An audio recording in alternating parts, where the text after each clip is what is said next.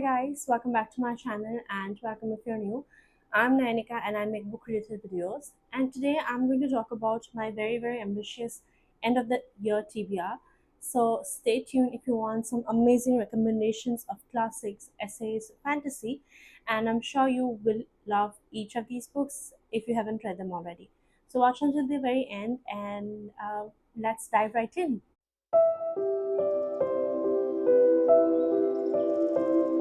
Right.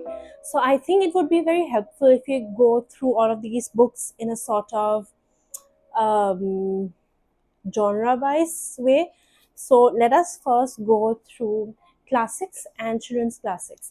The first one I have here is A Little Princess by Frances Hodgson Burnett. Now, this is about this little girl who is pretty well to do, but suddenly she finds out that her father has died, and basically she's lost all of the riches that and privileges that she had. So now she is sent to a seminary, which I think is sort of like an orphanage, maybe. And she is now banished to the attic and forced to work as a servant. However, we will see how resilient she is, the power of her imagination, and basically how she goes through all of these turmoil.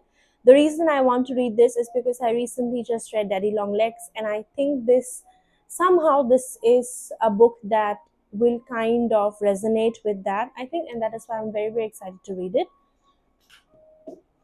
Then, talking about children's classics, we have this really old copy of Rebecca of Sunnybrook Farm by Kate Douglas Wiggin.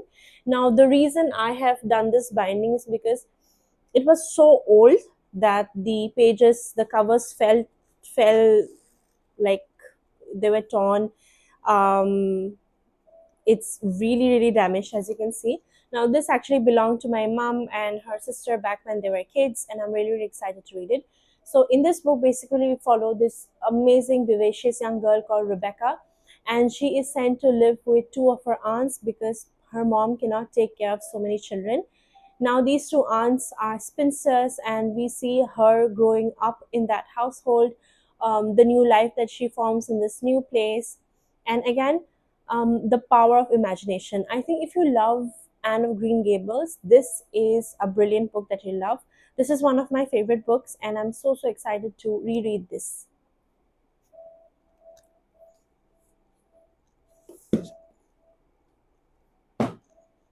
I do not have any more children's classics, but I still have a few more classics that I want to read. So, moving on with that list, I have Sense and Sensibility by Jane Austen. This is again a beautiful story. I have read the I've watched the movie, the Kate Winslet movie, and I really liked it. Alan Rickman, that one. I have actually read a few pages. I finished chapter 15, 80 pages. I'm really excited to read it. In this book, we basically follow two sisters, Eleanor and Marianne Dashwood, and their life as they move away from the childhood home that they've lived in and go to like a cottage in the countryside and make a new life there. This is amazing. I think the movie that I was just talking about, Kate Winslet and Alan Rickman, I think Tilda Swinton as well, it's an amazing adaptation, really apt. We also have Hugh Grant in that movie, I think. That is why I want to read this book, because I had such a great experience with the movie, and that's not something we can say about every adaptation. So that's that.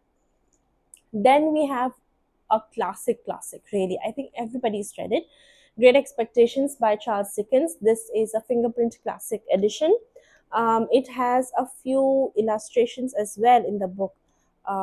Let me try to find one. This. So in this book, we follow this orphan, I think. Yes, his name is Pip, who is kind of adopted by an uncle and then sponsored for his education uh, by a secret benefactor. And basically, it's a coming of age. Now, again, now that I look back, I am really in the Bildungsroman phase. I think I read Daddy Long Legs. I want to read A Little Princess. I want to read Rebecca of Sunnybrook Farm, and I want to read this. I think all of these are very much Bildungsroman, we see the growth of this main character who are essentially children when the story begins. So I'm really, really excited. I have not read the Great Expectations before, and I think it is time. Definitely, I really enjoyed Charles Dickens, and I am hoping to read more of his works. Then let me find the other classics.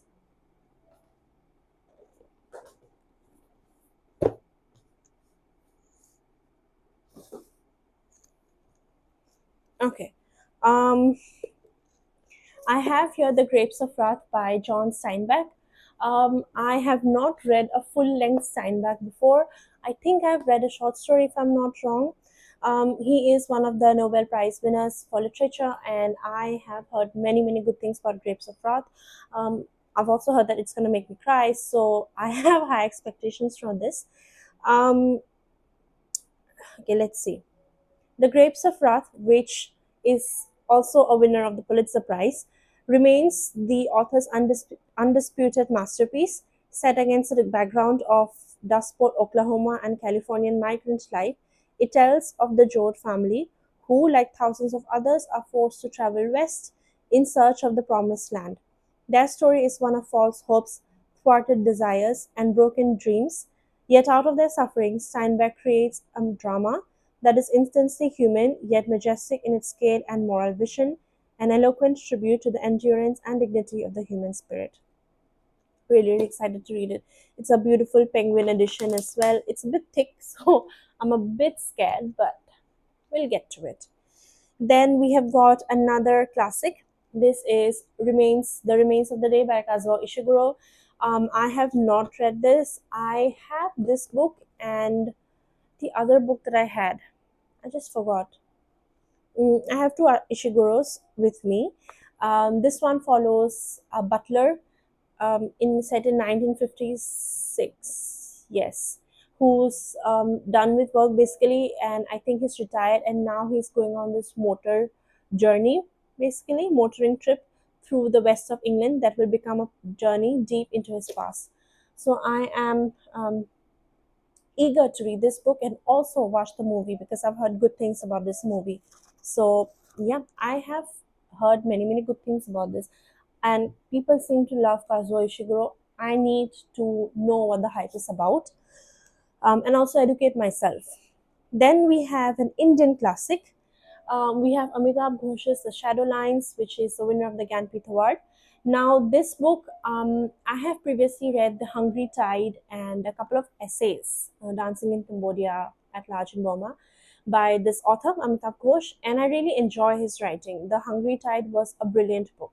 So I'm excited to read this book since this is such a brilliantly blurbed, awarded book as well.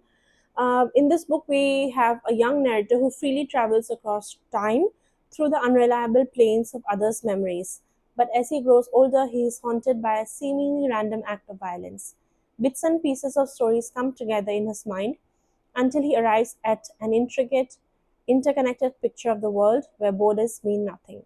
In this vivid, funny, and moving classic of Indian literature, Amitabh Ghosh depicts the absurd manner in which your home can suddenly become your enemy. Very interesting. He's also the winner of the Sahitya Academy Award. I think all of these books that I have in my TBR, um, forget about me being ambitious. I know I'm being very ambitious with these books, but at the same time, I'm not going to put the end of the year as a definite end goal or end line. I'm sure I'm not going to, I'm very, very sure I'm not going to be able to read all of these books by 31st December. And that's fine because these are some amazing books and I don't want to rush through them. I really want to take my time and enjoy them. And so I'll have a lot of fun getting them on with me into the next year. Okay, I think those are all the classics. We've got kind of one more book which is not really a classic. Oh wait, I have got one more Indian classic here. It is Pather Panchali, Song of the Road, by Vibhuti Bhushan Bandyopadhyay, and this is translated by T.W. Clark and Tarapada Mukherjee. Now, I have heard a lot about this book, but that said, I do not know anything about this book. So let me try to give you a gist from the synopsis here. Pathir Panchali is a vivid, moving, and authentic portrayal of the life of a Brahmin household, seen through the eyes of the two young children of the family, Oppu and his elder sister Durga. Few authors in any literature can rival Bandyopadhyay's understanding of the child mind. He writes of Oppu and Durga and their friends, at home or out at play, with a natural realism unmarred by adult conversation. Um, this is a book that captures the social environment of India at the time very well, with work, holidays, religious festivals, daily worship, and also the rites that surround death. Really, really high hopes. Again, this is a big one, but I think I will fly through this book. Looking at this pile, I just feel so happy from inside, knowing that I'm going to read all of these. Then we have a modern classic, and one that I think everybody should read, me included, and that is why I'm going to finally pick it up. It is a trilogy, and it is none other than Wolf Hall by Hilary Mantel. This is a famous trilogy based on an actual historical character, and I think it is also a kind of Bildungsroman in a way. Although it has a lot of political angle. Now, this book in Wolf Hall, one of our very best writers brings the opulent, brutal world of the Tudors to bloody, glittering life. It is the backdrop to the not rise and fall, but to the rise and rise of Thomas Cromwell, lowborn boy, charmer, bully, master of deadly intrigue, and finally, most powerful of Henry VIII's courtiers. So it's a brilliant trilogy. I have heard so many good things about this. It's also the winner of the Booker Prize, Man Booker Prize. So I am very excited to read it. I think um, I got this particular copy as a second hand in Daryaganj Market, Book Market in Delhi, and I have very high hopes for this. Okay, let's see what order is there. I want to talk about two rereads that I'm looking forward to. The first is this book. It is called These Precious Days by Anne Patchett. Now, this is a collection of essays, and These Precious Days is the name of one of the essays in this collection. Let me see if I have a number here. No, we don't. We don't have a number, but there are some very amazing essays, and I'm not sure if I'll be able to show it properly. But I have quite a few favorite. I've star marked these, then I've also star marked these. So this is a collection of essays and about various things: the author's life as a student, her experiences with loss, with death, and so on. This is a brilliant collection. This particular copy was a review copy to me, sent to me by Bloomsbury Indian, and I'm so glad because look at me now, going back to it again. That's how you know that some books are amazing. Then we have another book that I'm really looking forward to reread, and it is Mouthful of Birds by Samantha Schweblin. Now, this is a brilliant, gory, devastating, weird, really disgusting collection of stories that were originally written in Spanish by Samantha Schweblin.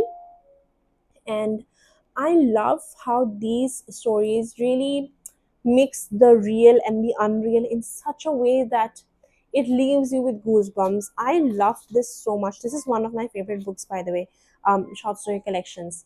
And this is translated by Megan McDowell. And the reason I am excited for a reread of this book is because I am going to read this author's newest short story collection. That's that. I bought this book myself back many years ago from Amazon. And back then I bought it just because it was on sale. It was like 80-90 rupees or something like that, very cheap. And I was like, it's a brilliant cover and it's cheap, so let me give it a try. It's also translated work, and man oh man, I fell in love with it. So I have got very high expectations for the sequel as well. Not sequel, but the next book. um, now that we've talked about Samantha Schweblin, I also want to talk about a Latin American writer that I have very that I'm very much looking forward to reading. So let me show you the books. I've got three books by this author. and it's none other than Gabriel Garcia Marquez. First one is No One Writes to the Colonel. Then we have Of Love and Other Demons. And lastly, we have got Collected Stories. So these are three books from Penguin. I got them myself. These are not review copies. And yes, I want to read this again. That said, I actually also want to reread the Macondo story. Where is it? Yes, here. That said, I also want to read 100 Years of Solitude again. I read it in university for a class. So these are all my Gabriel Garcia Marquez books that I have with me here. And I am very, very actually eager to read this. But this time around, I want to start with the short books and the collected stories before I go into a reread of the epic that I have. Will this fall? No. Okay, and then let's see. Now, speaking of weird stories, I have got one more short story collection that I am really, really eager to read. This is Joyce Carol Oates' Lovely Dark Deep, again, a short story collection. And these are again very weird, weird stories. We've also got an illustration. Let me give a synopsis. Insightful, disturbing, imaginative, and mesmerizing in their lyrical precision, the stories in this book display Joyce Carol Oates' astonishing ability to make visceral the fear, hurt, and uncertainty that lurks at the edges of ordinary life. There are a description, one liner description about some stories. A piercing and evocative collection, Lovely, Dark, Deep, reveals Joyce Carol Oates at her most imaginative and unsettling. So I obviously love unsettling stories a lot, as you can um, clearly understand from this book. I'm excited to read this, and I think the cover is brilliant. Then we have another book. I have no idea about this book, by the way. Now, this is Love and Other Thought Experiments by Sophie Ward. This was longlisted for the 2020 Booker Prize. I'll share a bit of the synopsis. Rachel and Eliza are planning their future together. One night in bed, Rachel wakes up terrified and tells Eliza that an ant has crawled into her eye and it is stuck there. Rachel is certain, Eliza, a scientist, is skeptical. Suddenly, the entire relationship is called into question. What follows is an uniquely imaginative sequence of interlinked stories ranging across time, place, and perspective to form a sparkling philosophical tale of love lost and found across the universe. Again, apart from, I think even that synopsis is a bit vague, so I have no idea what it's going to be about. Um, but yes, I am eager to read it. I will not, I don't think I'm going to pick this one up immediately, but it's definitely up there. Then we have got one non-fiction book, and that is Stephen King's On Writing. Um, so the whole entire title, subtitle, it is On Writing, a memoir of the craft, part biography, part collection of tips for the aspiring writer. That's what the Guardian says. Now, this is, again, let me share the synopsis of um, from the back of the book. Part memoir, part masterclass by one of the best-selling authors of all time. This superb volume is a revealing and practical view of the writer's craft, comprising the basic tools of the trade every writer must have. King's advice is grounded in his vivid memories from childhood, through his emergence as a writer, from his struggling early career to his widely reported near fatal accident in 1999, and how the inextricable link between writing and living spurred his recovery. And it's all, the font is quite big, there's a lot of spacing as well. So that's a bookmark. But yeah, I am eager to read this book. I've got very high hopes for this. Um, Last two books. These are fantasy. One is a middle grade fantasy, and one is sort of an adult fantasy. I'll go with the adult fantasy first. I have here the Atlas parody. The Atlas Paradox, Destiny is a Choice by Olivia Blake. Now, this is book two after the Atlas 6. It's a whole trilogy. And basically, in this series, we follow these, how many? Six? Were these six people? Like a certain number of people, the chance to join this very secret society and basically hone their skills and become better.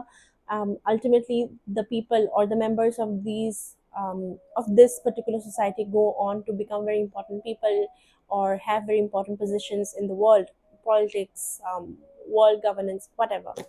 So basically, we follow their time in this society as they learn, as they become better at the art. There's a lot of mystery, and it comes with classic Olivia Blake's writing style, which, to be very honest, I'm not a big fan of because I find it a bit